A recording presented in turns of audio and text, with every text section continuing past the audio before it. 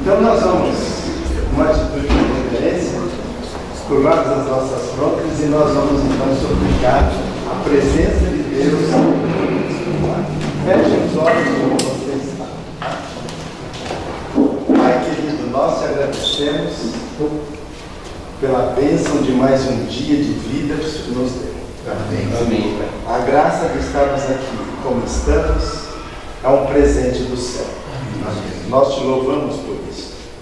E aqui estamos com o objetivo, Pai bondoso, de estudar a tua palavra. Nós te suplicamos a unção do Espírito Santo sobre a mente do nosso professor. Que ele seja guiado por ti. E a bênção, a iluminação também do Espírito Santo sobre a nossa mente para entender o teu recado para cada um de nós nesta noite. Abençoe a todos. Aqueles que ainda não chegaram, que estão a caminho, quero abençoá-los e protegê-los. Fique conosco nesse momento. Em nome de Jesus. Amém. Amém. Boa! Como fazemos toda semana, vamos ler primeiro o capítulo todo, verso a verso, e depois algumas considerações a respeito do conteúdo. Apocalipse, capítulo 12. Vamos começar com a mesa do Ricardo, da dona Lucimar e da Jane, por favor. Viu-se grande sinal no céu, uma mulher vestida do sol com a lua debaixo dos pés e uma coroa de 12 estrelas na cabeça. A mulher estava grávida e excitada, com dores e partos, tormentos para dar à luz. Viu-se também outro sinal no céu, eis um dragão, grande, vermelho, com 7 cabeças e 10 chifres, e nas cabeças 7 diamantes.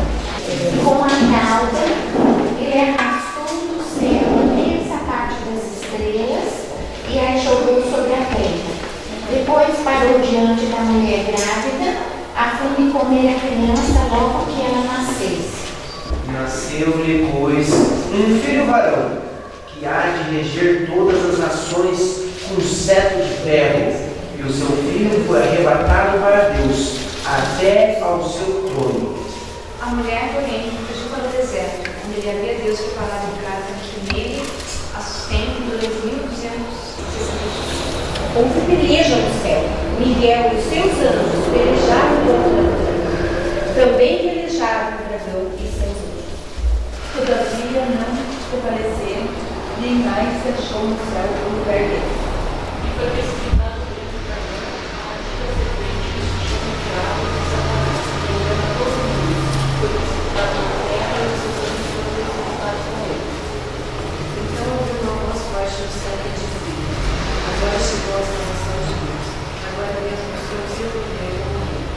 Agora o Messias Cristo, quando ele mostrou a sua autoridade.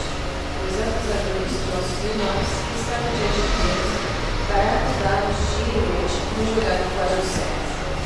Os nossos irmãos o derrotaram por meio do sangue do Cordeiro e da mensagem que anunciaram.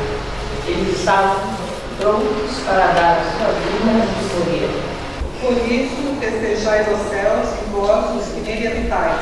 Cai na terra e no mar, pois o diabo desceu até vós, cheio de grande cólera, sabendo que pouco tempo lhe resta. Quando o dragão viu que tinha sido jogado sobre a terra, começou a perseguir a mulher, que tinha dado à luz ao menino.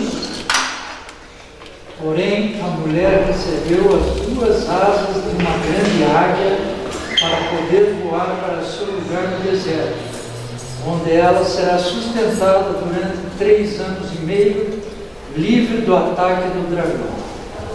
Então a serpente arrojou da sua boca, atrás da mulher, água como um rio, a fim de fazer com que ela fosse arrebatada pelo rio.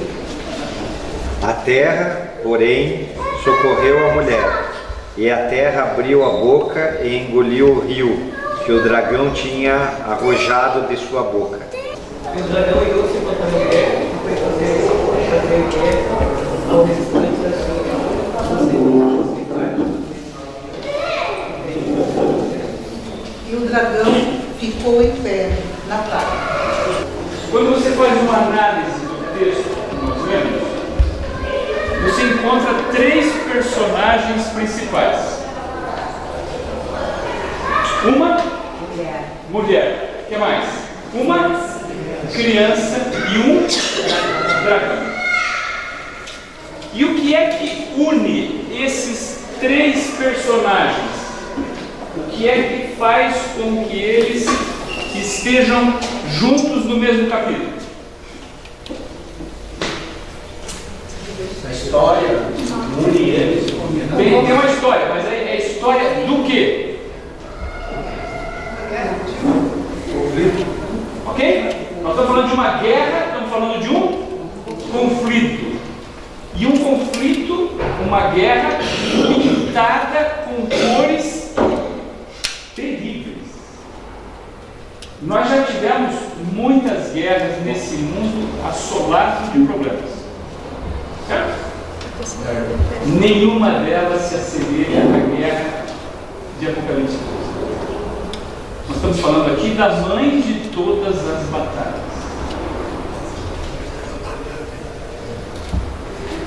Se você já se preocupou em tentar achar a seguinte resposta: por que é que coisa ruim acontece com gente boa? Ou por que coisa boa acontece com gente ruim? A resposta é Apocalipse 12. O sujeito enche a cara, sabendo que não pode dirigir, e vai dirigir. E aí se acidenta no trânsito. O desgraçado do bêbado está vivo. E lá no cemitério tem uma família chorando por 3 caixões.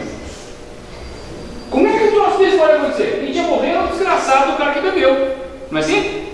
Mas quem morreu, uma família com 3 pessoas inocentes. Como é que a gente entende isso? Apocalipse 12. Muito bem.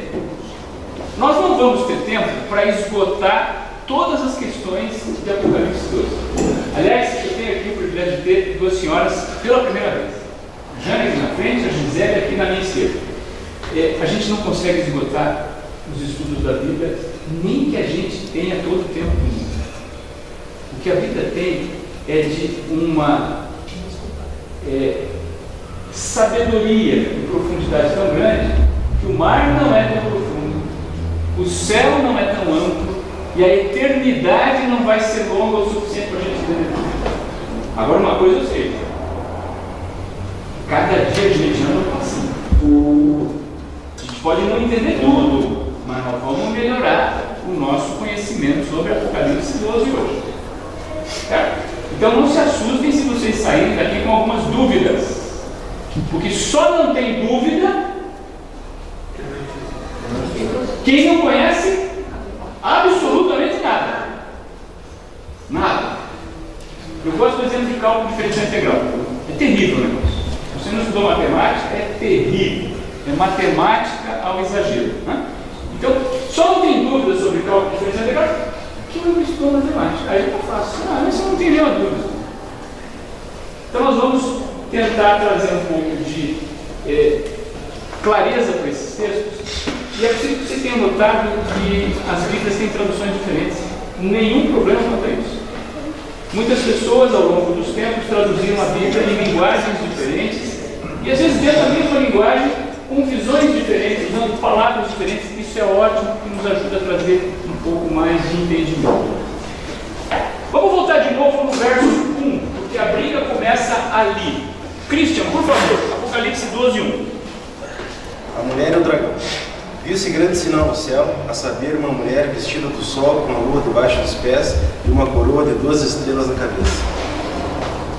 O livro do Apocalipse fala muito, Gisele, numa linguagem de símbolos. Muito. De fato, a profecia bíblica, como todo, trabalha com símbolos.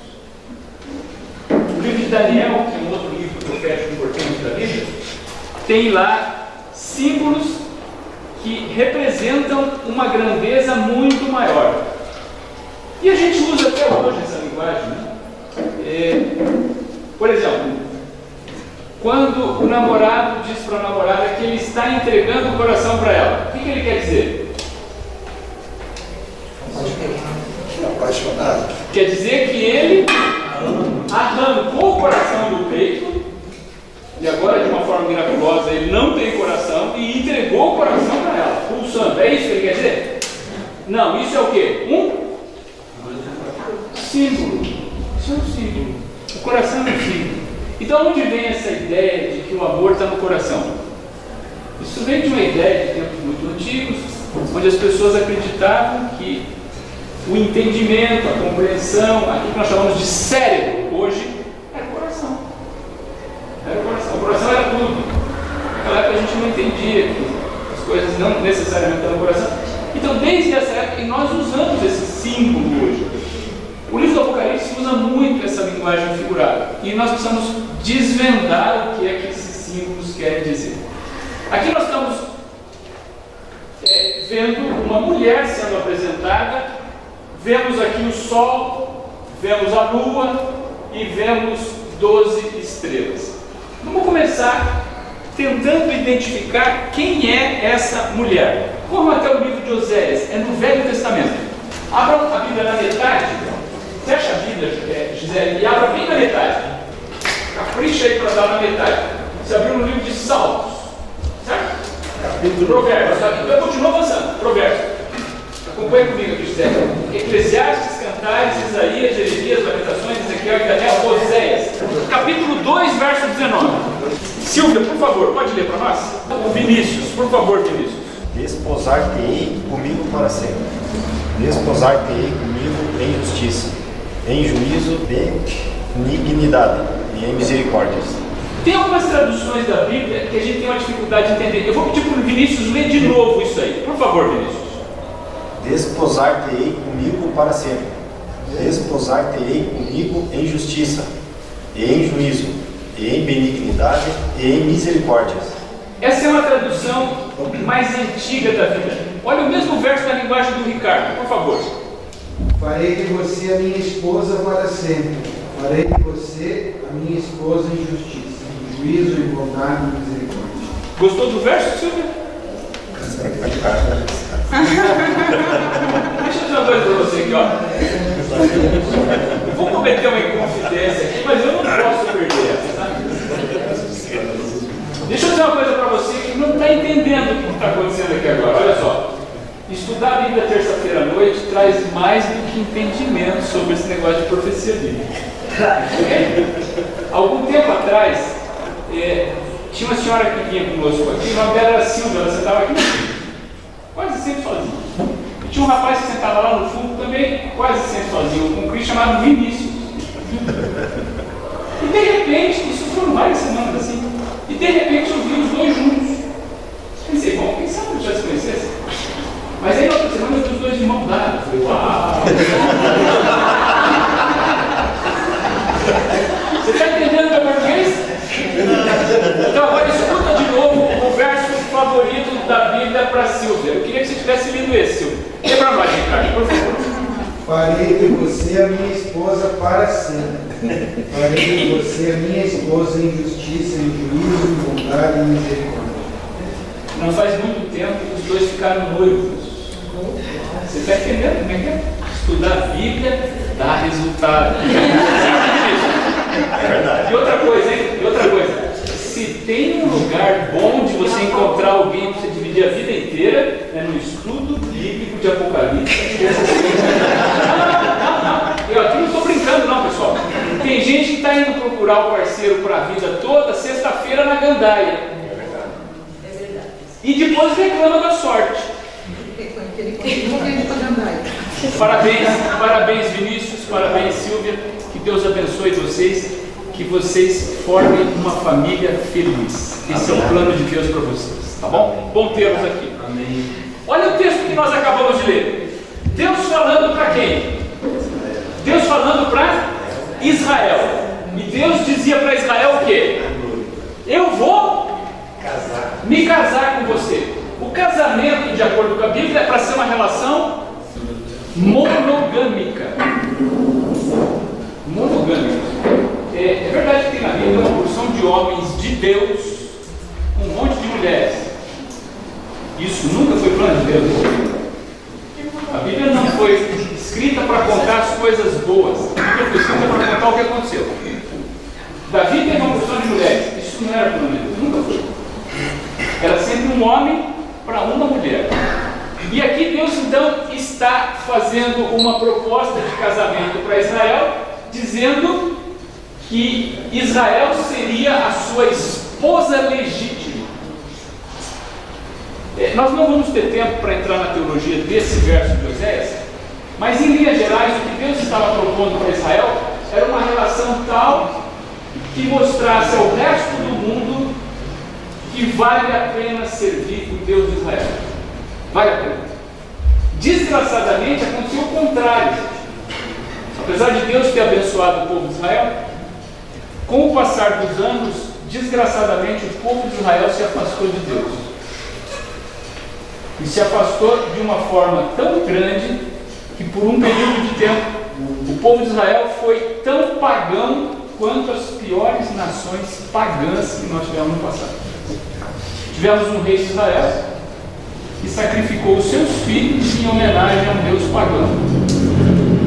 Não é verdade, é absurdo? Muito bem. Essa linguagem é uma linguagem figurada. De fato, Deus não está fazendo uma promessa de casamento como a que o Vinícius está fazendo para a Silvia. O que Deus está falando aqui é que Ele, usando a linguagem do casamento, quer criar o que com o povo de Israel? Uma relação especial. E aqui aparece, seja bem-vinda, Cláudia. E aqui aparece um componente importante para as profecias bíblicas nas quais a figura da mulher está presente. Olha só. Deus diz a Israel: eu vou me casar com você.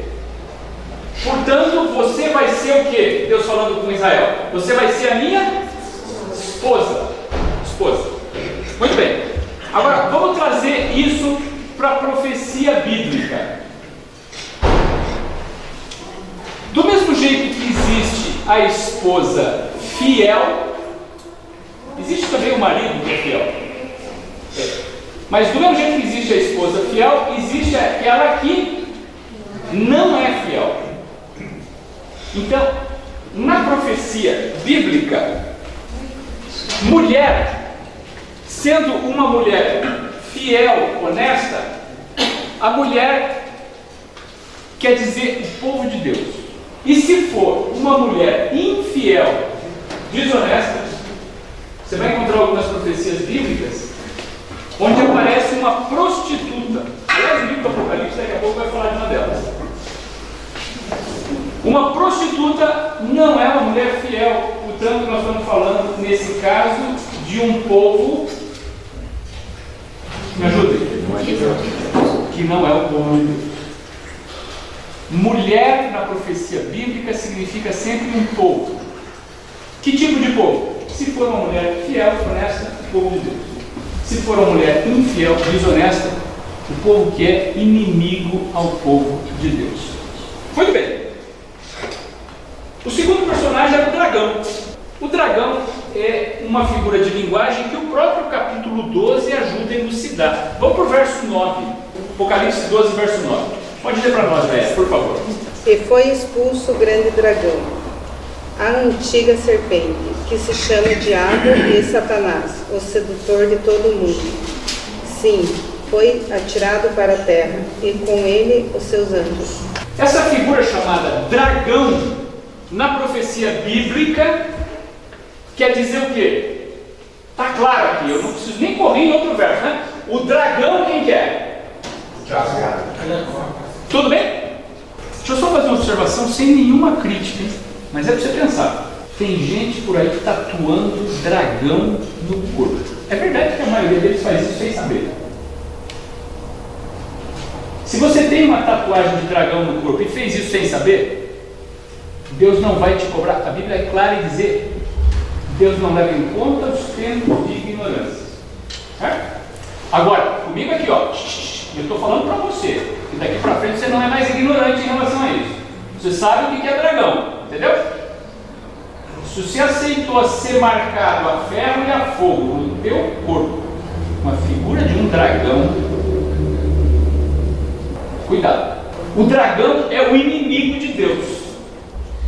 Muitas pessoas acreditam que isso aqui é uma figura de linguagem. Eu vou voltar a falar daqui a pouco sobre isso. Deixa a coisa assim por hora. Vamos continuar vendo características desse inimigo de Deus no verso 3. Agora é a senhora, dona Jane, a senhora vai ler para nós, por favor. Verso 3, 12:3. E viu os outros sinal no céu, e eis que era um grande dragão vermelho, que tinha 7 cabeças e 10 chifres, e sobre as suas cabeças 7 diademas.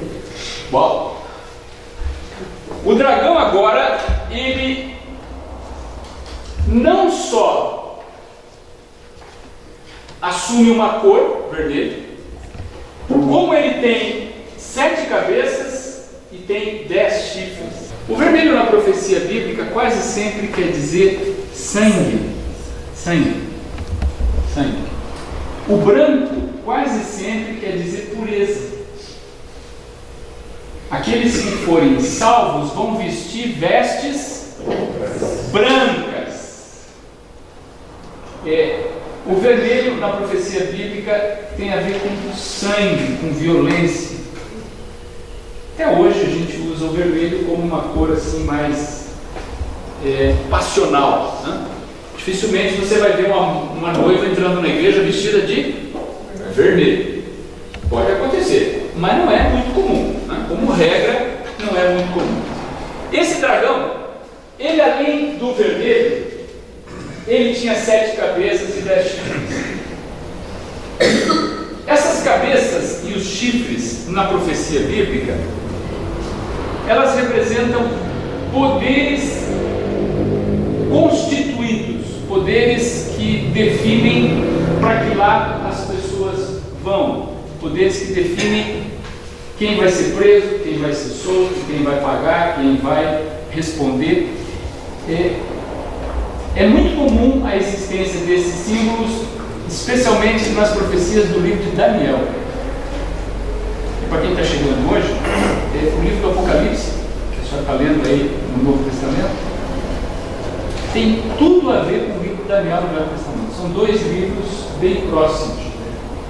Tanto é que, como regra, a gente faz assim: primeiro estuda o livro de Daniel e depois o livro do Apocalipse. É mais ou menos como estudar matemática 1 e matemática 2. Você primeiro faz a matemática 1, aprende a somar, subtrair, para fazer matemática 2, negócio de raiz quadrada, logaritmo neperiano. Ok? Muito bem. Essas 7 cabeças que aparecem no livro de Daniel, de acordo com, no livro do Apocalipse, apesar de que elas aparecem também em Daniel, de acordo com alguns comentaristas, provavelmente tem a ver com 7 poderes constituídos que ao longo da história perseguiram o povo de Deus. Vamos olhar para a história que a Bíblia conta para nós. E aqui eu estou falando para quem está começando hoje a estudar o capítulo 12. Eu sei que tem gente aqui que é doutor em Apocalipse 12, tá? Eu estou falando com quem está começando agora. Comigo aqui, ó. Olha para a história da Bíblia e me diga quem que foi o primeiro poder. Você tem que começar lá no início, hein? Quem que foi o primeiro poder constituído? Estamos falando de poder. Um governo constituído. Tinha presidente, tinha rei, tinha gente que mandava prender, gente que mandava soltar. O primeiro poder constituído que a Bíblia descreve perseguindo o povo de Deus. Quem que era o povo de Deus? A gente já sabe. Quem que era o povo de Israel? Desculpa. Quem que era o povo de Deus? Israel. De acordo com a Bíblia, quem foi o primeiro poder constituído a perseguir o povo de Israel? Egito. Faraó. Tudo bem? Muito bem. Agora a coisa começa a ficar mais difícil. Quem foi o segundo? Vamos lá, estamos falando aqui com quem está estudando a Bíblia agora. O Dr. Sharon vai me ajudar agora. O segundo é o grupo que mandou para o exílio as 10 tribos que nunca mais voltaram. Quem fez isso?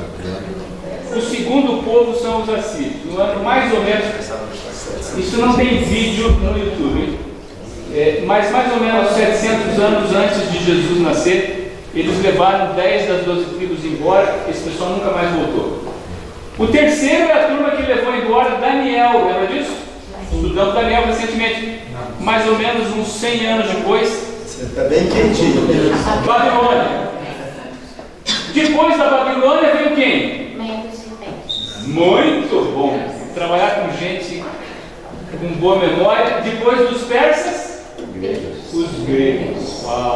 Depois dos gregos, a Roma, inicialmente dos Césares. E por último, a Roma dos... Aí estão as 7 cabeças de Apocalipse 12. Começa com o Egito, passa pela Síria, passa pela Babilônia, a Medo-Pérsia, a Grécia, a Roma dos Césares, a Roma dos papas. Professor, pois não. 7 Chifres. Isso, 7 chifres. Muito bem. Agora, além de 7 chifres, tinha o quê? 10 diademas. 10 diademas ou 10 Cabeças. o diadema é uma coroa, né? Mas tinha 10 cabeças, cada uma delas com um diadema. Essa figura de 10 cabeças também vai aparecer no livro de Daniel.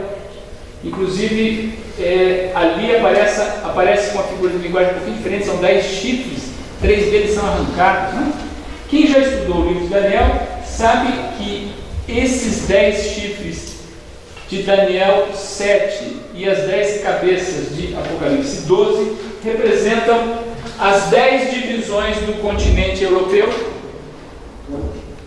quando a Roma dos Césares se esfarelou. Olha só,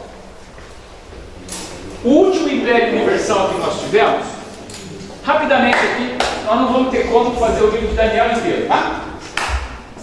Comigo aqui, olha só. A Roma dos Césares foi o último império universal que nós tivemos. Nunca mais, depois da Roma dos Césares, mais ou menos no ano 300 da nossa era, nunca mais um único homem mandou no mundo inteiro. Nunca mais.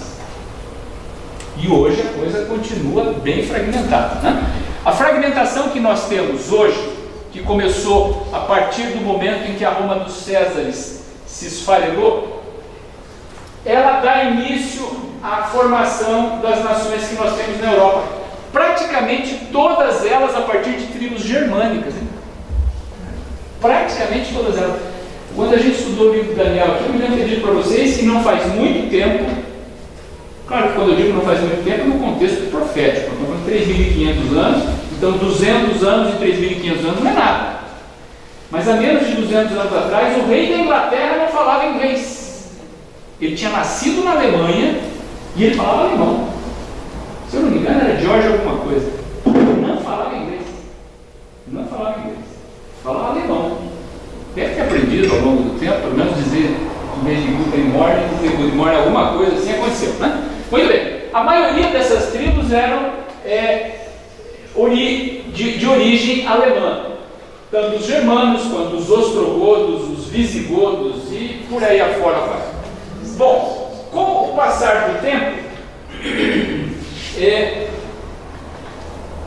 3 dessas nações desaparecem: os érulos, os vândalos e os ostrogodos.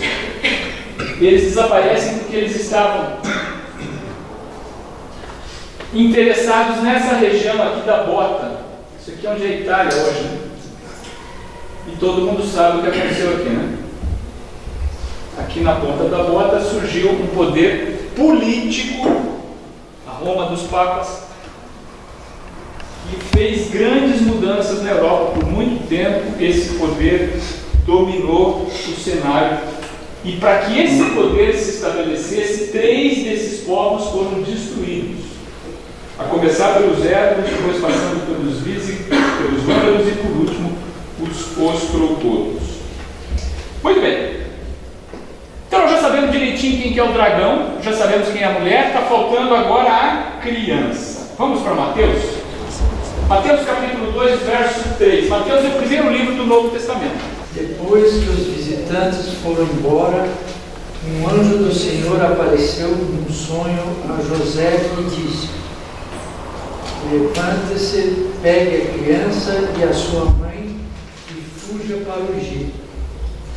Fiquem lá até eu avisar, pois Herodes está procurando a criança para matá-la. O nascimento de Jesus era um acontecimento profético que ia mudar a história. O dragão sabia disso.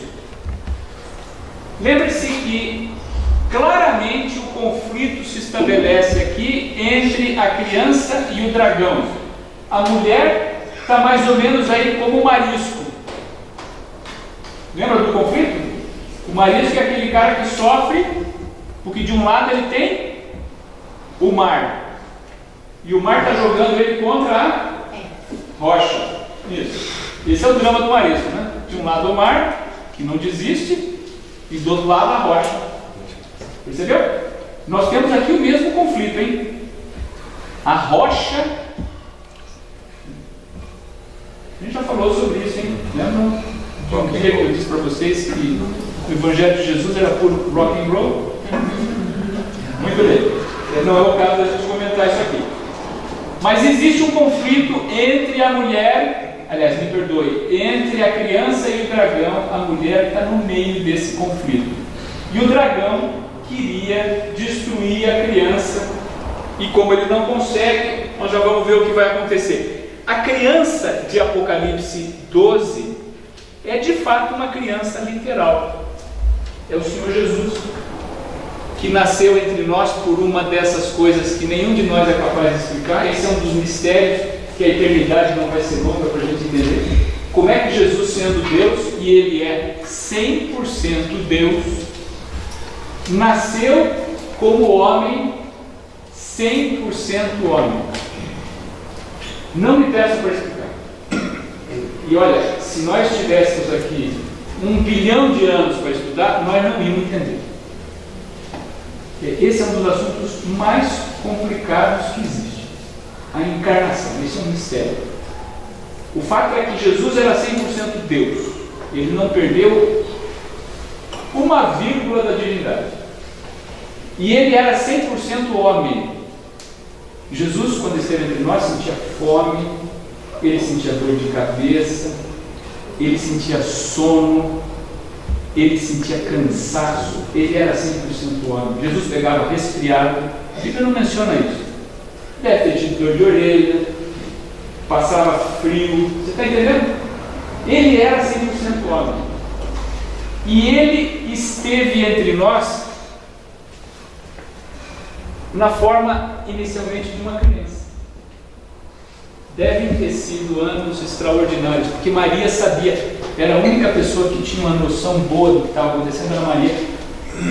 Um pouco antes de Jesus nascer, um anjo chega a Maria e faz a ela aquilo que a Bíblia chama de anunciação.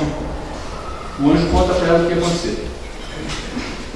Diz que a criança que ia nascer era especial, que a criança iria assumir o trono de Israel, restabelecer a glória da casa de Davi.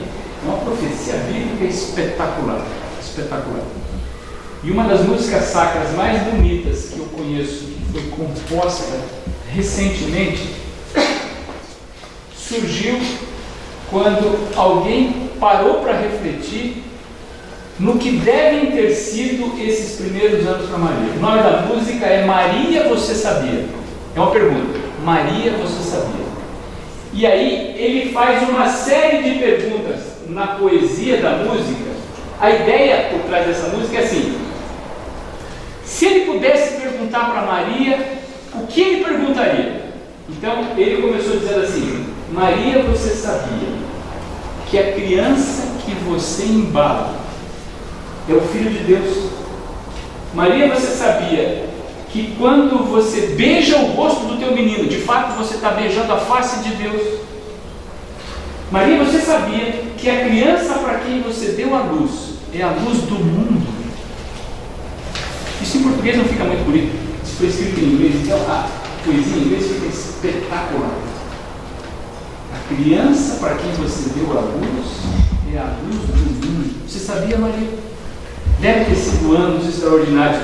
Jesus é a criança de Apocalipse 12. E agora então nós vemos dois outros símbolos, o Sol e a Lua. Colossenses 2, 16 e 17. Portanto, que ninguém faça para você vocês leis sobre o que devem comer ou beber, ou sobre os dias santos, e a festa da lua nova e o sábado. Tudo isso é apenas uma sombra daquilo que virá. A realidade é Cristo. Olha só, não me peçam para esgotar o assunto aqui. Eu tenho um livro inteiro sobre Colossenses 2,16. E aqui eu tenho Colossenses 2,16 e 17. Você está entendendo? Então não vai esperar que eu vou conseguir aqui em 30 segundos resolver o problema, tá? Mas vamos tentar clarear. Colossenses 2,16 é um verso que os adventistas têm horror. Aquele tipo de verso que na visão adventista não tinha nem que estar na Bíblia, né? Porque olha o que está escrito em Colossenses 2,16. Ninguém faça para vocês leis sobre o que você deve comer, beber, etc. e tal, sobre dias santos, festas de lua nova. Até aqui está tudo certo dos adventistas. O problema é o sábado. Então tem muita gente que interpreta Colossenses 2,16 assim: olha, o sábado foi cancelado, dona Cláudia. Portanto, aquilo tudo que foi falado para a senhora é bobagem. Está dito lá: ninguém faça para você leis sobre o que você come, sobre o que você bebe, nem sobre lua nova e nem sobre sábado. Veja só, nós não vamos esgotar esse assunto aqui. O que é que Paulo estava querendo dizer? Quem escreve Colossenses é Paulo. Paulo estava se deparando com o seguinte problema. Quando você lê os escritos de Paulo, basicamente o problema que Paulo enfrenta é assim: muita gente acreditava nos dias de Paulo que para ser salvo tinha que cumprir com todo o ritual judaico. Todo o ritual judaico. Fazer todas as cerimônias de purificação, se fosse homem, ser circuncidado ao 8º dia, respeitar toda a lei de Moisés. Se você fizesse isso tudo, você seria salvo. Ok? Muito bem. Paulo fez isso a vida inteira. E quando ele encontrou com Jesus na estrada para Damasco, ele descobriu que ele estava perdido, ficou cego. E aí ele passa um tempo em reflexão, orientado pelo Espírito Santo, e ele sai dessa cegueira com uma visão diferente a respeito de salvação. Até então, Paulo acreditava que para se salvar, a pessoa tinha que respeitar todo o ritual mosaico. Mosaico é algo que tem a ver com a lei de Moisés. Circuncisão, 10 mandamentos, as festas, sábado, tudo isso. Depois desse período onde ele tem um encontro com Jesus, ele passa a pregar o seguinte: senhores, para ser salvo basta o quê? A graça. A graça. Para ser salvo basta a graça. Nos dias de Paulo tinha gente dizendo que para você ser salvo você tinha que guardar o sábado. Se você não guarda o sábado, você está perdido. Isso é verdade? Não é, nunca foi. O sábado não foi feito, a gente já falou isso aqui várias vezes. O sábado não foi feito por Deus para salvar ninguém. Não salva ninguém o sábado. A lei de Deus foi feita para salvar alguém? Não, claro que não. Claro que não. Eu sei que pode parecer maluco que eu vou dizer para vocês que estão chegando hoje. A lei de Deus não vai salvar nenhum de vocês. Mas a lei de Deus pode colocar vocês duas no inferno. Ela não salva, mas ela pode fazer com que nós venhamos a perder a salvação. Então Paulo está falando aqui para um grupo de pessoas, para a gente que pregava nos dias dele que para ser salvo você tem que guardar o sábado, inclusive os sábados cerimoniais. Agora eu vou dar um nó na cabeça aqui de quem está começando agora. Eles tinham sábados no Velho Testamento, dona Jana, que aconteciam, por exemplo, na quarta-feira. Sábado, na linguagem bíblica, é um dia de descanso sagrado. E eles tinham alguns sábados que eram feriados nacionais. É como o nosso 7 de setembro. O nosso 7 de setembro, na linguagem dos judeus do Velho Testamento, era o feriado de independência deles, ou o dia da Páscoa. Isso era um sábado. E eles tinham outros. Só que quando Jesus esteve entre nós, ele cumpriu com todo o ritual de Moisés, inclusive com o da Páscoa. A Páscoa falava de um cordeiro que ia morrer por um povo inocente. Não precisa Então, esses símbolos todos não tinham mais sentido. É isso que Paulo estava querendo dizer. E o sábado cerimonial, ou o sábado semanal, não faz a menor diferença, nunca foi instrumento de salvação. É isso que Paulo está falando. Isso não é instrumento de salvação. E ele vai mais no verso 17. Ele diz assim: todo aquele ritual de Moisés, que envolvia a Páscoa, envolvia as festas de plantio e de colheita, envolvia a circuncisão, tudo aquilo ali era apenas o quê? Paulo dizendo, tudo aquilo ali era uma sombra. A sombra é o quê? O que é uma sombra? O sujeito está andando na rua e você vê a sombra dele. É a pessoa? Não. É apenas um contorno. Dá para você ter uma ideia precisa? Dificilmente.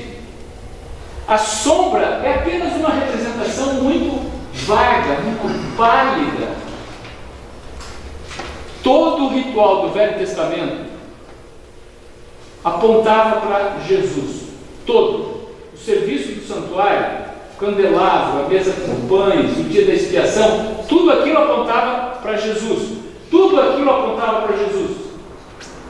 Boa parte dos judeus nunca entendeu isso, mas tudo aquilo apontava para Jesus. E é isso que Paulo, um judeu, está dizendo aqui. Tudo aquilo que nós fazíamos lá no Velho Testamento é apenas uma sombra daquilo que viria. Tudo bem? Está claro isso? Colossenses 2,16 abriu o sábado, certo? Ninguém julgue você por comida, bebida, lua nova e sábado. Portanto, você pode comer o que você quiser, mesmo que o teu cardiologista diga que carne de porco vai entupir as tuas coronárias. Você pode comer o que você quiser? Não.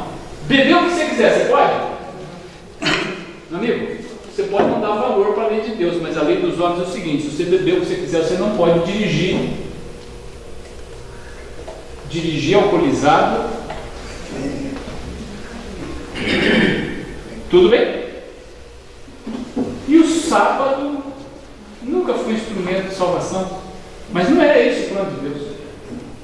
E está errado, e agora eu falo mais para os adventistas tradicionais, você julgar se uma pessoa vai ser salva ou não, porque vai guardar o sábado ou não. Guardar o sábado, ou manter o sábado, conforme a Bíblia apresenta, é um privilégio, e só vai entender isso quem pratica isso. É um privilégio e não uma obrigação. O dia que você descansar no sábado, conforme o mandamento, você vai ver o privilégio que é. Estou certo ou estou errado? Gostei do seu Renato, estou certo. Muito bem. Agora, vamos ficar com essa linguagem aqui. Tudo aquilo era apenas uma sombra. Tudo aquilo, esse tudo aquilo era o quê? O que estava lá atrás. Lá atrás, aqui em relação a Paulo, é o quê? Velho Testamento.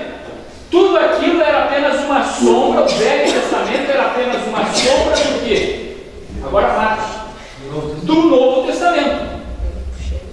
Comigo aqui, ó. O Velho Testamento todo é uma história que foi contada para apontar para quê? O que tem de novo no Novo Testamento? Jesus. E em particular, alguma coisa que Jesus fez que aparece no Novo Testamento. O quê? O sacrifício dele na cruz, que mudou toda a história. Tudo bem? Então, o Velho Testamento nós podemos jogar fora? Não. Ele é uma sombra, porque ele está apontando para aquilo que vai chegar de maneira plena. Muito bem. Agora eu quero voltar ao texto de Apocalipse 12, quando diz assim, que a mulher estava vestida com o quê? Com o sol, o que mais? E a lua. Olha só, qual é a relação entre a lua, o sol, o Velho Testamento e o Novo Testamento? Do mesmo jeito que o Velho Testamento aponta para quem? para o Novo Testamento, a Lua, a gente só sabe que a Lua existe por quê? Por causa do Sol. A Lua é apenas um reflexo do Sol. Percebeu? Então, essa mulher, quem que era a mulher mesmo? Povo de Deus. Essa mulher, ela estava alicerçada no quê? No Velho Testamento. No Velho Testamento, o que mais? Nas leis. No Novo Testamento. Para muita gente, Gisele, Velho Testamento é algo que ficou para trás. Jesus morreu na cruz, aleluia! E muita gente faz isso mesmo, sobe na cadeira, aleluia! Podemos levar o Velho Testamento para fora? Por exemplo, o Velho Testamento diz não matarás. Então, porque Jesus morreu na cruz, eu posso matar. Faz algum sentido? Não faz sentido. Muito bem. Tem gente que diz o Novo Testamento não vale nada. O que vale é só o Velho Testamento. Faz sentido descartar o Novo Testamento? Não. Sem o Novo Testamento nós não temos o quê? A cruz. Sem a cruz? Salvação. Nós precisamos de quantos testamentos? Os dois. Os dois. Portanto, olha só, assim como a lua reflete o sol, o Velho Testamento, nessa linguagem simbólica, a lua aponta para o Novo Testamento. As 12 estrelas que a mulher usava podem ser entendidas de duas formas, ou as 12 tribos de Israel, ou os 12 apóstolos de Jesus. Acreditem, Jesus não escolheu 12 apóstolos de graça. Esse 12 tinha um significado muito forte para o povo de Israel. 12. O povo de Israel era composto de 12 tribos. Quando Jesus escolhe 12 apóstolos, ele estava passando uma mensagem fortíssima. E quem estudava as profecias bíblicas entendia o que ele estava falando. Tanto que os teólogos de verdade da época chegaram à seguinte conclusão: ou ele acha que é Deus,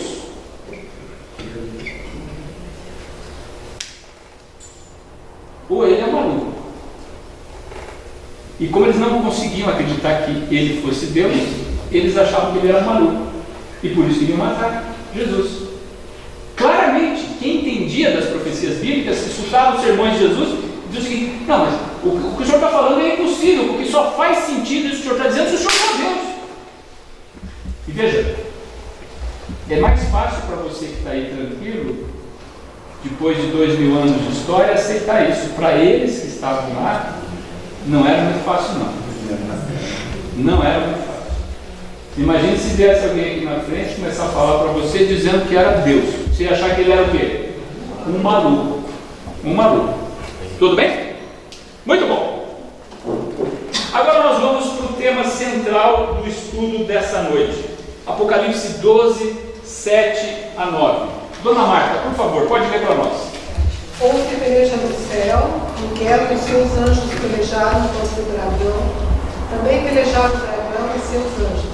Todavia não prevaleceram, nem mais se achou no céu lugar para eles. E foi expulso o grande dragão, a grande serpente, que se chama Diabo e Satanás, o sedutor de todo mundo. Sim, foi atirado para a terra, e com ele os seus anjos. Essa linguagem de Apocalipse 12 é fortíssima. Houve guerra no céu. E agora aqui não se trata de uma figura de linguagem. Você quer ver? Como é que eu sei que isso não é uma figura de linguagem? Deixa uma marquinha em Apocalipse, mas vamos voltar aí daqui a pouco. Por gentileza, dona Cláudia Jolie. Capítulo 10, verso 18. Mas ele lhes disse: eu via Satanás caindo do céu como um demônio. Esse ele lhes disse. Quem que é esse ele? Jesus. Você acha que Jesus estava fazendo um sermão aqui? Você acha que Jesus estava falando de profecia? Lê de novo, Cláudio, por favor. Mas ele lhes disse: eu via Satanás caindo do céu como um relâmpago. Jesus está falando do que ele viu.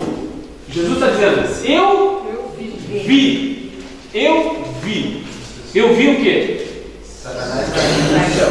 Ele foi expulso do céu e ele saiu de lá como um raio. Olha só.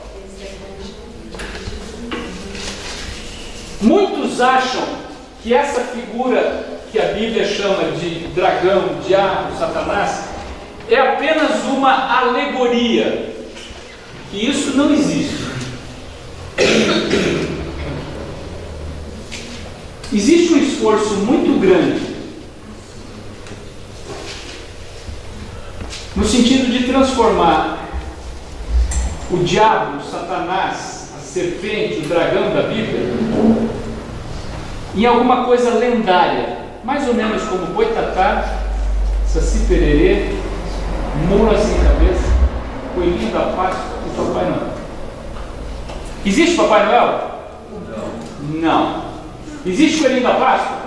Que põe ovo? Vê chocolate? Haja figura de linguagem, né? Muito bem. Isso tudo, Boitatá, Mula Sem Cabeça. Vocês nem lembram desse negócio depois? Mula Sem Cabeça. O pessoal da cidade já não tem mais esse problema, né? Mas a turma antigamente tinha medo de parar à noite numa estrada escura para abrir porteira. Abrir porteira era um perigo. Meu amigo! É que vocês provavelmente não têm a menor ideia do que abrir uma porteira numa noite escura no meio do mato, em cima do cavalo, tá? Mas essa turma que passou por isso sabe o que é Mula Sem Cabeça, Boitatá, Saci Pererê.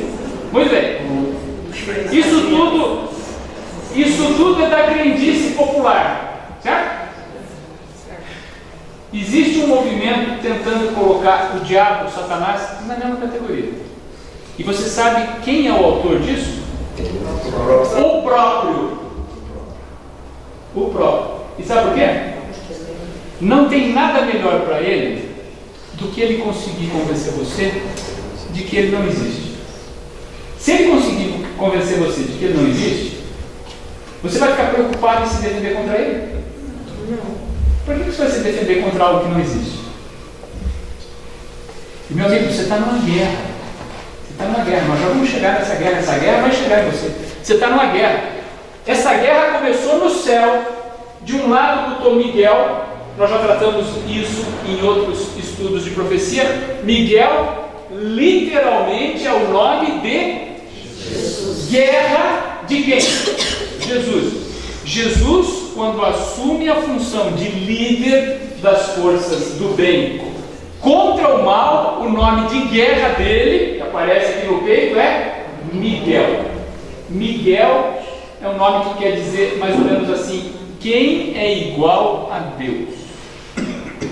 Miguel. Muito bem. Essa guerra começou no céu. Ela foi lutada entre Jesus e os seus anjos. E do outro lado, o dragão, que nós já sabemos quem é. Certo? Certo. O dragão foi expulso do céu. E aqui nós não estamos falando de figura de linguagem. Literalmente foi assim: o pau comeu. Estou falando sério, não é uma figura de linguagem. Eu disse para você que essa aqui era a mãe de todas as batalhas. Essa foi a grande batalha. Quem estudou conosco tempos atrás a questão da origem do mal, sabe que o mal começa se apresentando como algo que pudesse superar o bem. Para nós que temos hoje 6.000 anos de pecado, é difícil a gente acreditar que um dia houve alguém que achou que o bem não era suficiente, mas foi assim que aconteceu. Num mundo de perfeição, um dia alguém acordou e disse: dá para fazer melhor. Agora raciocina comigo. Se eu tenho perfeição e eu mudar alguma coisa, vira o quê? Você pega uma roda. Uma roda tem que ser o quê? Um círculo perfeito. Se você dá uma aprimorada num círculo perfeito, o que você vai transformar esse troço? Numa elipse. Você já imaginou se o teu carro tivesse 3 rodas e uma elipse? Você está entendendo o que está acontecendo? Perfeição tem como melhorar? Não tem. Nós tínhamos perfeição. E aí vem alguém dizendo, dá para melhorar. Dá para melhorar. O argumento do mal é assim: Deus não é bom, ou pelo menos não é bom o suficiente. Se fosse do meu jeito, dava para ser melhor. E esse argumento é fortíssimo. 10 em cada 10 seres humanos caem nele. Quantas crianças você conhece que questionam se o papai e a mamãe são bons? Mas a senhora é muito ruim, a senhora não deixa chegar depois das 10. O senhor é muito ruim, porque eu não posso fazer isso, eu não posso fazer aquilo. Percebeu? Esse argumento até hoje é muito forte entre nós. Houve guerra no céu. Jesus fala dessa guerra e ele está usando uma expressão literal. O inimigo de Deus não é uma crendice popular.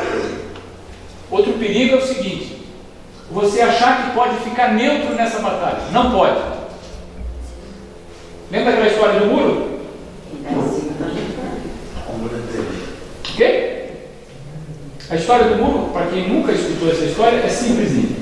O sujeito sentado em cima do muro. De um lado, um anjo de Deus.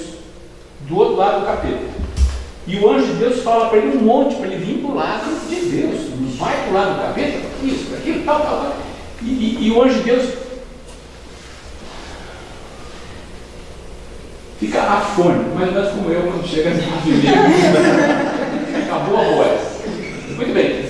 Depois disso tudo, o sujeito olha para o lado do capetinha e diz assim para o capetinha: você não vai me falar nada. O cara está fazendo a propaganda lá, para o lado dele lá, e você não me diz nada. O capetinha responde: eu não preciso porque o muro é meu. Quem está sentado em cima do muro acha que está neutro. Ninguém está neutro nessa batalha. Ou você está do lado de Deus, ou você está do lado de Deus. Porque o outro lado não é solução para ninguém. Entendeu? Muito bem. Vamos ver como é que essa guerra vem aqui para a terra. Vamos para Gênesis agora. Gênesis capítulo. Gênesis é o primeiro livro da Bíblia.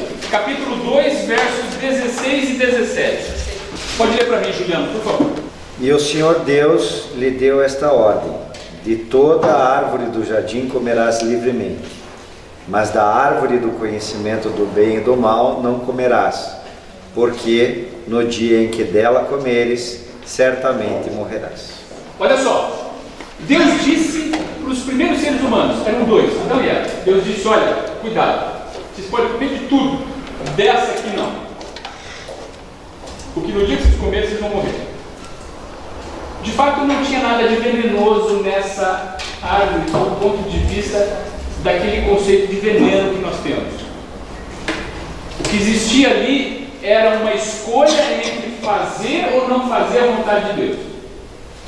Do mesmo jeito que uma criança precisa escolher entre fazer ou não a vontade dos pais, os primeiros seres humanos tiveram que fazer essa escolha em relação à vontade de Deus. E agora então vem uma outra voz falando com eles. Gênesis 3, 4 e 5. Nós estamos nos 2, próximo capítulo. Então a serpente disse à mulher: certamente não morrereis, porque Deus sabe que no dia em que deles comerdes, se abrirão os vossos olhos e sereis como Deus, sabendo o bem e o mal. Olha só, Deus disse claramente aqui que se comêssemos daquela árvore nós iríamos morrer. E vem a serpente. Lembra que Apocalipse 12 identifica a serpente como sendo o dragão? Depois, o dragão é aquela cobra. Está aqui. cobra, porque nessa época ele se apresentou para Eva na forma de uma cobra. E essa é uma característica desgraçada do inimigo de Deus. Ele nunca vai se apresentar para você do jeito que você espera.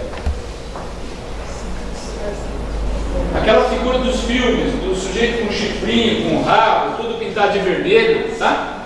Ele não vai se apresentar assim para você. Às vezes ele vai se apresentar na forma de um filme muito legal, que inclusive fala sobre a Bíblia, sobre as coisas de Deus, e fala de um lugar para onde as pessoas vão assim que elas morrem. Falar sobre a Bíblia é importante? Sim ou não? Sim. Sim. Sobre as coisas de Deus é importante? Sim. Sim ou não? O que acontece quando as pessoas morrem, de acordo com a Bíblia? Elas descansam. Existe um céu para onde as pessoas vão quando elas morrem? Não. Você está entendendo? Lembra daquele exemplo que eu dei para você? 1 litro de água mineral pura, você bebe? Sim. Sim, sem problema. Uma gotinha de água poluída, você bebe? Não. Contamina tudo. Tem um filme que é uma maravilha. Fala sobre Deus, fala sobre a Bíblia e fala do lugar para onde as pessoas vão assim que elas morrem, que elas vão para o céu, com paz. Percebeu? Às vezes é uma música que tem uma melodia espetacular. Eu conheci uma música, ela tem uma melodia, eu gosto muito de balada, não sei quantos gostam de balada, eu gosto demais. É uma balada sensacional. Até o dia em que eu descobri quem é o cara que tinha feito a música. Estava escrito assim. E eu vou abrir aspas. Lucifer, fecha aspas. Lembre-se que ele era o mestre da música no céu. Então, se tem uma coisa que ele entende é de música. Cuidado com música. Cuidado com música. Às vezes ele vai aparecer para você como uma pessoa muito bonita. Para os homens é fácil isso, né? É só aparecer na forma de uma mulher bonita, pronto. Aí já... As mulheres têm uma resistência um pouco melhor a isso. Não é tanta, mas é melhor do que a dos homens. O barro das mulheres, nesse aspecto, é melhor do que o barro dos homens. Bom, pode aparecer por um cartão de crédito? Pode. Não, olha. Olha só. Olha só. O fato é que não importa a forma como ele apareça para você, em algum momento ele vai chamar Deus de mentiroso. Mentiroso. Deus diz assim: a pessoa que morre, ela está em repouso, um sono profundo, ela não sabe o que está acontecendo. Ela não tem a menor ideia do que está acontecendo. Não importa se ela tenha sido boa ou ela tenha sido ruim, isso não importa, ela está num sono profundo. O inimigo de Deus diz: não, Deus é mentiroso. Quem morre é bom, está no céu. Portanto, a vovó que acabou de falecer, gente boa, agora verdade, a vovó está no céu, está lá com os olhos de Deus, olhando por nós. Percebeu? É assim que ele se apresenta. Ele sempre vai conflitar com aquilo que Deus falou para você. E agora então essa guerra vem para nós aqui na terra. E o primeiro verso que fala sobre essa batalha aqui na terra está no verso 15 de Gênesis 3. Vinícius, por favor. Porém, inimizade entre ti e a mulher, entre a tua desobediência e o seu descendente. Descendência e seu descendente. Este te ferirá a cabeça, e tu lhe ferirás o calcanhar. De fato, Gênesis 3,15 é um daqueles versos espetaculares que a Bíblia tem logo no começo. Olha quanta coisa bonita está em Gênesis 3,15. Primeiro vamos entender o contexto aqui. Quem está falando é Deus. E ele está falando para serpente. Quer dizer, Deus está falando com o inimigo de cada um de nós. E Deus está dizendo para o inimigo assim: olha só, acompanha comigo aqui. Deus falando: eu, Deus, vou fazer com que você é quem? O inimigo. E a mulher é quem? Na profecia bíblica, a mulher é o povo de Deus. Eu vou fazer com que você e a mulher sejam inimigos uns dos outros. E assim vão ser descendentes, e assim vão ser inimigos os teus descendentes e os descendentes da mulher. Esta quem? A descendência da mulher. A descendência da mulher um dia vai esmagar a tua cabeça. Deus está falando com a cobra. E é verdade, desgraçadamente, um dia você vai picar o calcanhar da descendência dela. Olha como é que se cumpriu essa profecia. Comigo aqui, ó. Ao longo de todos os tempos, o povo de Deus sempre foi inimigo dos descendentes da serpente. Sempre foi. Nós temos aqui histórias de nações inteiras que foram massacradas. Estude um pouco sobre os valdenses, o que aconteceu com eles. Muito bem. A descendência da mulher, ou um descendente da mulher, iria esmagar a cabeça da cobra. Quando que o poder do inimigo de Deus sobre esse mundo acabou de maneira inquestionável? Quando Jesus disse: está consumado. Jesus acabou de morrer, está consumado. Naquele momento, um descendente literal de uma mulher esmagou a cabeça da cobra. Tudo bem? O resto da profecia diz assim: e você, quem que é você? A serpente. Você vai picar o calcanhar dela. Olha só, essa profecia se cumpre no mesmo momento. Quando Jesus na cruz diz: está consumado, ele acabou com o poder do inimigo sobre esse mundo. Tudo bem? Mas naquele mesmo momento, quando Jesus diz: está consumado, ao pé da cruz estava uma mulher, descendente de Eva. Só que para ela, o está consumado teve um sentido desastroso. Quem que era essa mulher? Maria. Maria, se um dia eu tiver a oportunidade de conversar com Maria no céu, eu vou perguntar isso para ela. Como é que foi aquela sexta-feira e o sábado, quando Jesus estava morto e sepultado? Eu sei que foi difícil para todo mundo, mas imagine Maria. Maria tinha ouvido de um anjo, não foi ninguém que falou para ela não, hein? Um anjo, Gabriel, apareceu para Maria e disse: Maria, Deus me mandou aqui conversar com você. E olha só, Maria, o que eu tenho que dizer para você é que você não vai entender, mas é algo que nunca aconteceu. Primeiro, você vai ficar grávida, apesar de que você não teve nenhuma relação sexual, você vai ficar grávida. E vou dizer mais, Maria, a criança que vai nascer, ela vai ter o teu DNA e o DNA de Deus. A criança que vai nascer vai restabelecer a glória de Israel, o trono de Davi. Essa criança é única. Você vai ter que tomar cuidado dela muito, porque ela é o resgatador da glória de Israel. O que é que Maria esperava? Que o menino dela se tornasse rei. Agora, como é que alguém vai se tornar rei? Morrendo. Até o último minuto, tenho certeza disso. Até o último minuto, Maria esperava um milagre do céu. O menino dela não podia morrer, porque um anjo tinha falado com ela. O menino dela ia restaurar a glória de Israel. Agora, considerando tudo que eu falei, você imagina o tamanho da tristeza no coração da mãe. Você já imaginasse? E agora, imagine o seguinte: a Bíblia não fala nada sobre isso. Nada. Agora, imagine no domingo de manhã. Eu tenho certeza que uma das primeiras pessoas que Jesus procurou para conversar foi Maria. Você deve imaginar a alegria de Maria. E agora o menino dela senta e diz: mamãe, eu quero conversar com você. Deixa eu te explicar. Tinha que acontecer assim, irmão.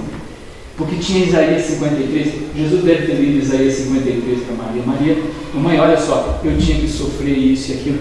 Mamãe, tinha Salmo 22. O Salmo 22 começa com: meu Deus, por que me desamparaste? Se você acha que isso é coisa do Velho Testamento, do Novo Testamento, você está enganado. Isso é Velho Testamento. Salmo 22, 1. Meu Deus, por que me desamparaste? Mamãe, tinha tudo isso para acontecer. E eu vou dizer uma coisa para a senhora, mamãe. As coisas não vão terminar aqui ainda. Tem muita coisa, mamãe. Tem muita gente para nascer aqui. A senhora vai descansar. E um dia eu vou voltar, mamãe. E o dia que eu voltar, pela terceira vez, nós vamos restaurar a glória do céu. Na segunda vez ainda não vai dar. Vem mais uma vez ainda não vai ser dessa vez. Mas mamãe, acredite, eu venho 3 vezes para cá. Terceira vez, mamãe, a glória de Israel vai ser restaurada. Jerusalém vai ser a capital do mundo. O seu menino vai ser o rei de todo o universo. Você está entendendo? Uau! Uau! Mas na sexta-feira à tarde, o coração de Maria era uma dor profunda. Muito bem. Vamos continuar. Em Apocalipse agora, capítulo 12, verso 13. Fica, por favor. Quando o dragão se precipitava na terra, perseguiu a mulher que era luz do filho de varão. Aqui nós temos uma figura de linguagem que caracteriza bem o texto que nós acabamos de ler em Mateus, né? O dragão, quando viu, o inimigo de Deus, quando viu que Maria tinha dado à luz alguém que seria o possível Messias, lembre-se que o inimigo de Deus tem uma compreensão melhor do que nós das profecias, mas ele também não sabe exatamente como as coisas vão acontecer. É claro que o conhecimento dele é muito maior do que o nosso, até porque ele tem uma visão da realidade que nós não enxergamos. Quando Jesus nasceu, ele não sabia exatamente o que ia acontecer, mas ele sabia que Jesus era especial. Ele sabia, porque Gabriel não tinha vindo anunciar o nascimento de nenhum menino. Jesus era especial. Muito bem. E agora então, o inimigo de Deus sai perseguindo a mulher. Literalmente, Jesus foi perseguido pelo inimigo de Deus ainda como criança.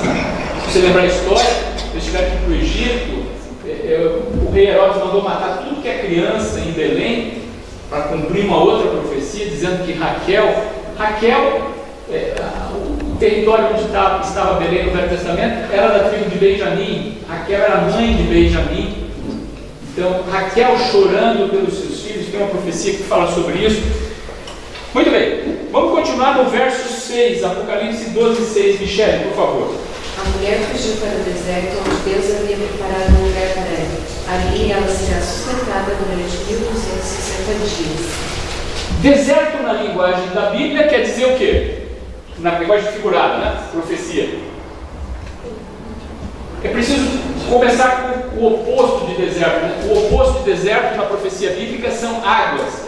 Aliás, o deserto é deserto que não tem água, né?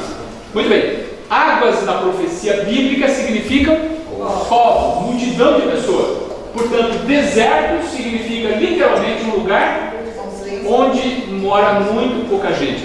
Então, a mulher fugiu para um lugar desabitado da terra. Quem que é a mulher mesmo? O povo de Deus. E lá Deus tomou conta dela por... Aqui mais uma curiosidade, Gisele. Me perdoe. Dia, na linguagem profética da Bíblia, quer dizer um ano literal. Isso a gente já viu lá atrás, em vários versos, em várias profecias bíblicas que falam num período de tempo baseado em dias que na prática se tornam anos literais. Portanto, essa profecia aqui, 1260 dias. Na prática, isso daqui são 1260 anos. Por um período de tempo de 1260 anos, o povo de Deus foi para um lugar deserto, ermo, porque ele estava fugindo do inimigo de Deus. Nós vamos ver a mesma profecia aparecendo no verso 14. Você tem a Bíblia, André? Por favor. Apocalipse 12, 14. E foram dadas à mulher as duas asas da grande águia, para que voasse até ao deserto, ao seu lugar, aí onde é sustentada durante um tempo, tempos e metade de um tempo, fora da vista da serpente. Essa linguagem da Andréa, um tempo, tempos e metade de um tempo, significa 3 anos e meio. Tanto que tem algumas traduções bíblicas que em vez de um tempo, tempos e metade de um tempo, vai aparecer 3 anos e meio. E 3 e meio, lembrando que o ano judaico era de 360 dias, só sacar a calculadora aí e multiplicar 3,5 por 360, você vai ter 1260. Portanto, esse verso aqui, que diz que a mulher, etc. e tal, ia ser sustentada por 3 anos e meio, e o verso anterior, que diz que ela iria ser sustentada por 1260 dias, estão falando da mesma coisa, do mesmo período. E também é o mesmo período que vai aparecer em Daniel. Nós não vamos abrir em Daniel, porque nós estamos já com um horário mais avançado, mas olha o texto de Daniel 7,25 que nós já estudamos, né? Falando de um poder que iria lutar contra Deus, iria procurar mudar a lei de Deus, e ele fez isso, iria mudar os tempos das festas religiosas, e o povo de Deus ia ser dominado por esse poder por 3 anos e meio. Isso é Daniel 7,25. Isso se cumpriu de que forma? Desde 538, quando o bispo de Roma recebeu o poder político e religioso, até 1798, 1260 anos depois, o povo de Deus teve que procurar fugir dos lugares habitados do mundo que nós conhecemos. Muitos deles vieram para a América. Procure entender um pouquinho a respeito da colonização dos Estados Unidos da América. Muitos deles fugiram para as regiões remotas da Europa, especialmente as montanhas. Aqui nós estamos falando dos valdenses. Teve um grupo que fugiu para a África também. Esse pessoal foi exterminado. Milhões de pessoas foram exterminadas durante esse período de 1260 anos. Lembre-se que a Roma dos Papas não era só um poder religioso. A Roma dos Papas era um poder político. Por um período muito grande de tempo. Eu já falei para vocês aqui em Daniel.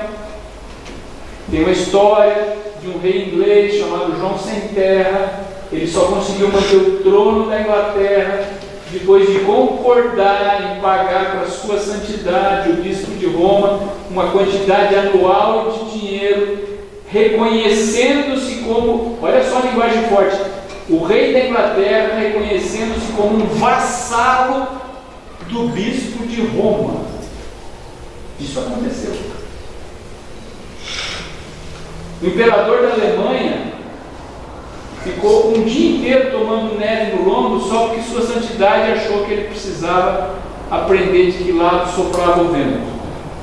E ele ficou um dia inteiro tomando neve no lombo até que sua santidade disse, não, tá bom, já nevou quanto? 30 milímetros? Então deixa o desgraçado entrar. Ok? Isso já aconteceu. O poder político do bispo de Roma era de uma outra categoria. Os reis e os imperadores da Europa por muito tempo só subiam no trono se tivessem o apoio do bispo de Roma. Muito bem. E agora então vamos para a parte final do nosso estudo, Apocalipse 12, 15 e 16. Pode ler para mim, Jane, por favor, aqui na frente. Então a serpente lançou da boca a água como um rio atrás da mulher, a fim de fazer com que ela fosse arrastada pelas águas. A terra, porém, socorreu. A mulher abriu a sua boca e engoliu o rio, que o dragão tinha lançado de sua boca. Muito bem. Água na profecia bíblica são povos. Muito bem. Literalmente aqui nós estamos vendo que a profecia diz que o inimigo de Deus ia colocar povos ou muita gente contra a mulher, de tal forma que ela fosse arrastada e carregada. E pessoal, desgraçadamente isso aconteceu com uma precisão diabólica.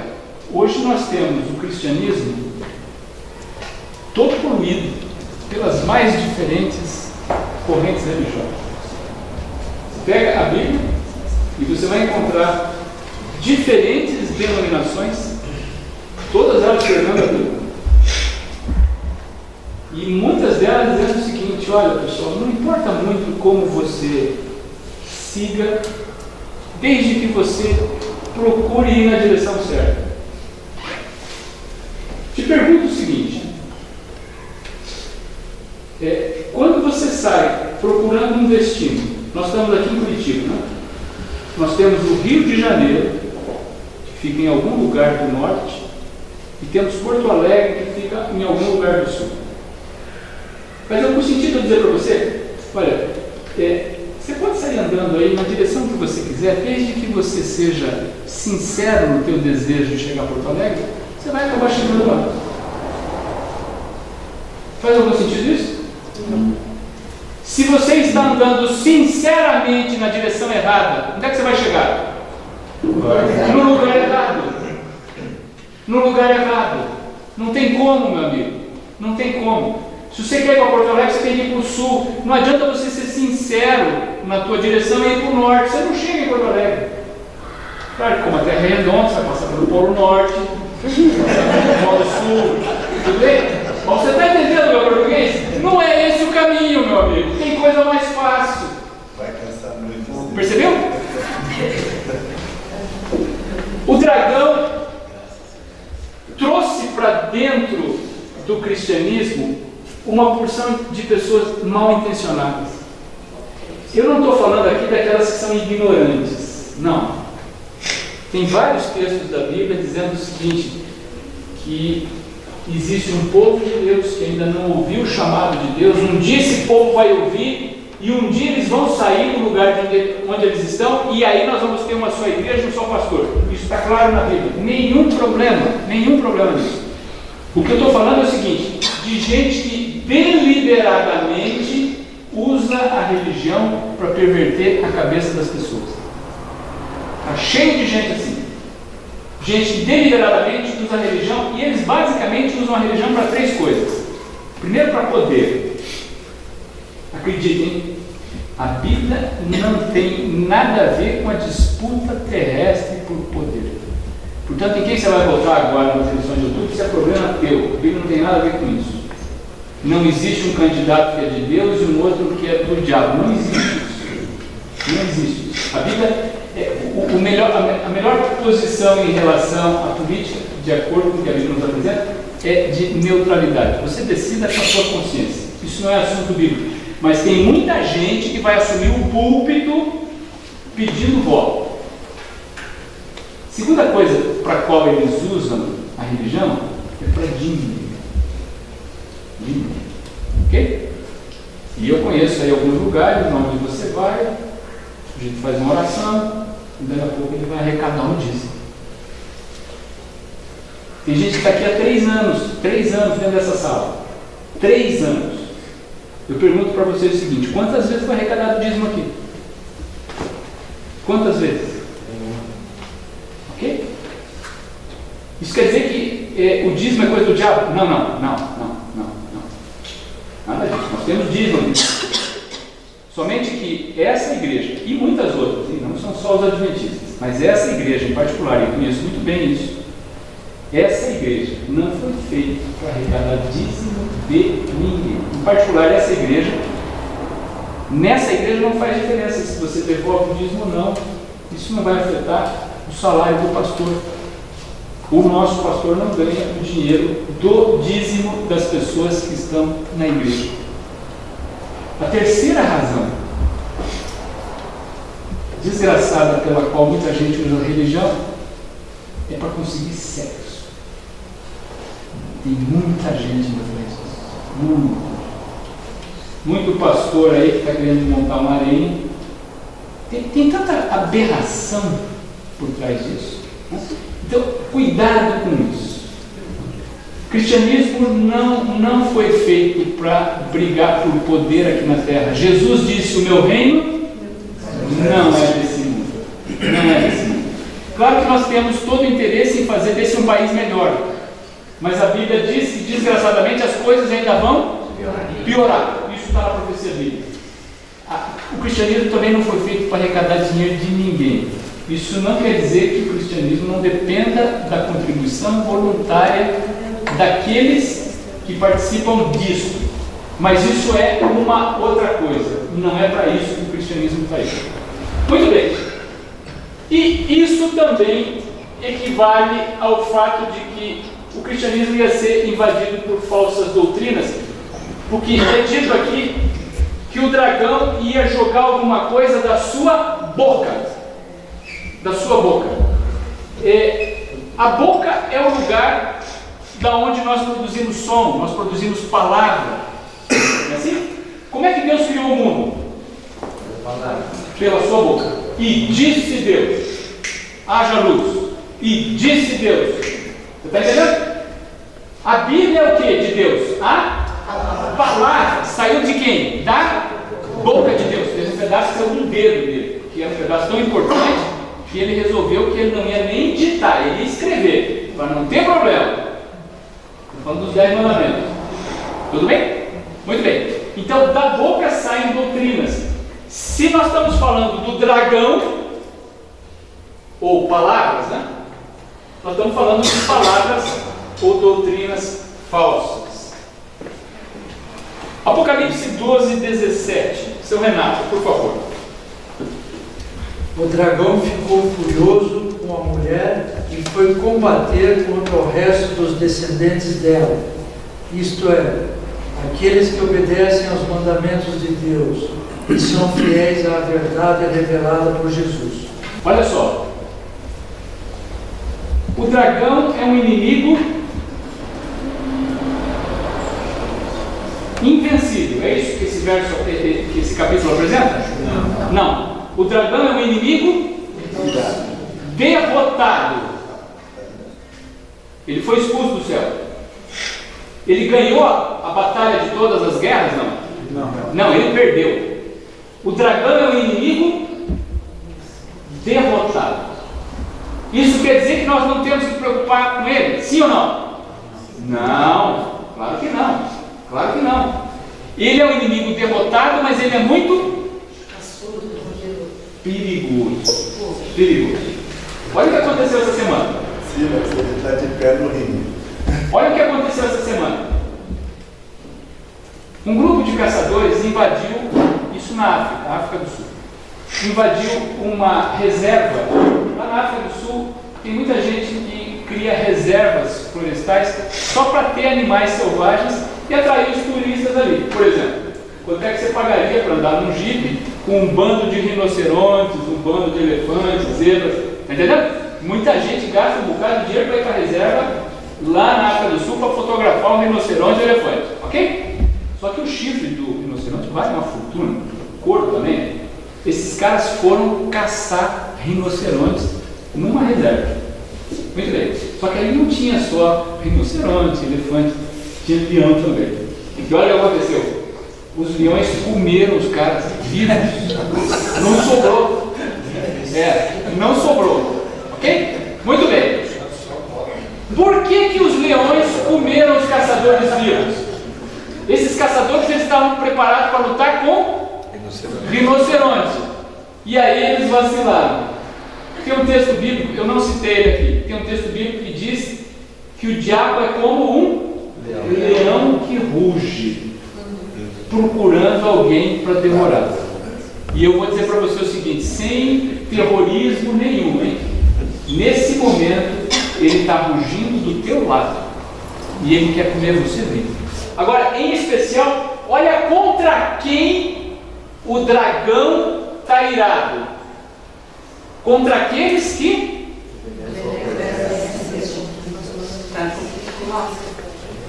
Eu não sei como é que alguns protestantes fazem com esse verso, porque tem muitos deles, bem intencionados, que dizem mais ou menos assim: os mandamentos de Deus não valem mais nada. Jesus morreu na cruz, aleluia, pregou a lei de Deus na cruz, daí os mandamentos não valem mais nada. Olha o que está escrito aqui. Os mandamentos de Deus valem ou não valem alguma coisa? Não só valem, como o dragão nesse momento está furioso, possesso, contra quem? Os que guardam os mandamentos de Deus. Olha só. O pior negócio que você pode fazer agora é dizer o seguinte: não, então eu não vou guardar os mandamentos de Deus, porque eu não quero que ele fique furioso comigo.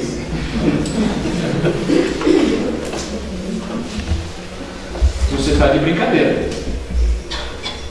É mais ou menos como você sabe, você sabendo que tem um veneno que vai te matar, que você já bebeu, se recusar a tomar o antídoto que pode salvar você. Não importa se o antídoto é amargo ou não, é a única coisa que pode salvar. A guarda dos mandamentos não salva você. Agora, ignorar os mandamentos de Deus coloca você no colo do inimigo. E para onde ele vai, quem está no colo dele vai também.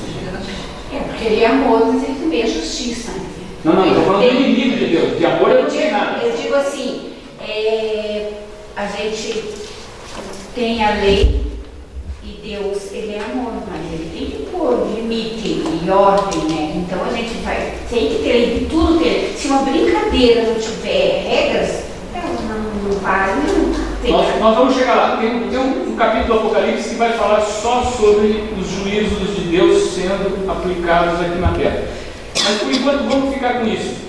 Cuidado porque o inimigo está contra você. Em especial, quando você passa a prestar mais atenção no quê? Nos mandamentos de Deus. Porque tudo que nós discutimos hoje aqui está em andamento. Eu sei que um desses dias vai ser o último. Um desses dias Jesus vai voltar.